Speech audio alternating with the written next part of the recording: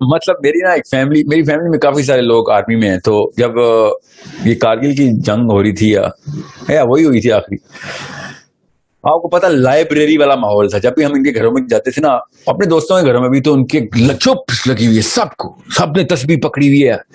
اور میں حیران ہو رہا ہوں, کیا کر رہے ہو, کیا ہوا ایسا؟ جنگ ہو رہی ہے, وہ وہ ذیشان بھائی جنگ پہ ہیں, وہ میجر ہیں, وہ کارگل میں پوسٹڈ ہے. اوکے, تو جس کام کے لیے اصل میں گئے ہو وہ اب شروع ہوا ہے, اور تم لوگ دعائیں کر رہے ہو کہ وہ کام نہ اس کو کرنا پڑے جس کام کے پیسے لیتے رہے ہو.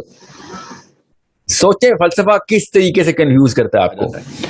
اور جیسے ہی علی بن ابی طالب کو خنجر لگائے, اور جیسے ہی خنجر لگایا, ان کے منہ سے کیا کلمہ جاری ہوا, فزت برب کعبہ. خنجر پیچھے سے لگا ہے اور یہ نماز میں ہے. یاد رکھیے گا, اس سے زیادہ ڈسٹریکٹڈ کوئی نہیں ہو سکتا خنجر سے. خنجر لگنے کے سڈن اٹیک کے بعد منہ سے اگر کلمہ جاری ہوتا فزت برب کعبہ, تو اس کا مطلب ہے کہ ایسی تیاری کر چکا تھا حضرت علی بن ابی طالب علیہ السلام, ایسی تیاری کر چکے ہوئے تھے کہ نماز میں کھڑے ہوئے اور خنجر لگنے کا جیسے انتظار کر رہے ہوں. اصل میں نہیں کر رہے وہ انتظار, مگر جیسے کہ انتظار, کیونکہ وہ ہر وقت اللہ سے ملنے کا انتظار میں.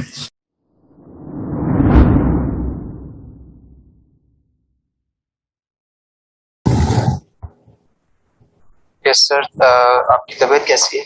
الحمدللہ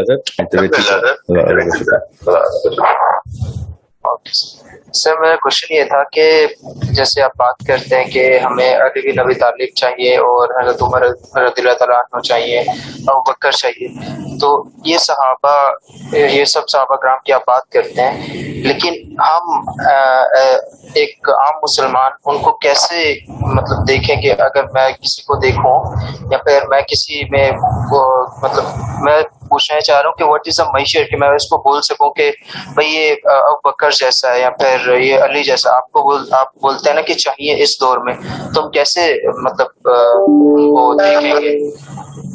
کوشچن سمجھ آیا سر؟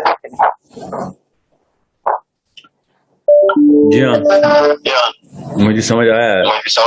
آپ نا صحابہ کرام کو اپنا مائکرو فون چل میں خود ہی میوٹ کر دیتا ہوں.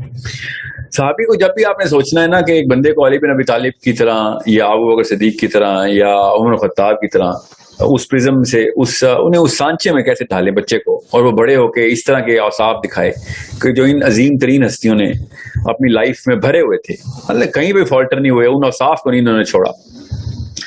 تو کریکٹر بلڈنگ جو ہے نا وہ پرائم کنسرن ہونی چاہیے, پرائم کنسرن. ٹھیک ہے, کریئر بلڈنگ سیکنڈری کنسرن ہونی چاہیے, کریکٹر بلڈنگ پرائم کنسرن ہونی چاہیے.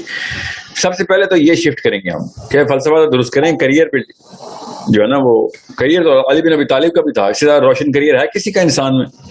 غیر نبیوں کے بعد نبیوں کے بعد غیر نبیوں میں یہ تین بندے ہیں جنہوں نے آپ نے نام لیے ہیں, تو ٹاپ آف دا ورلڈ ہیں. ابو بکر صدیق, عمر خطاب, علی بن ابی طالب, top of the world, achievement over achievement over achievements.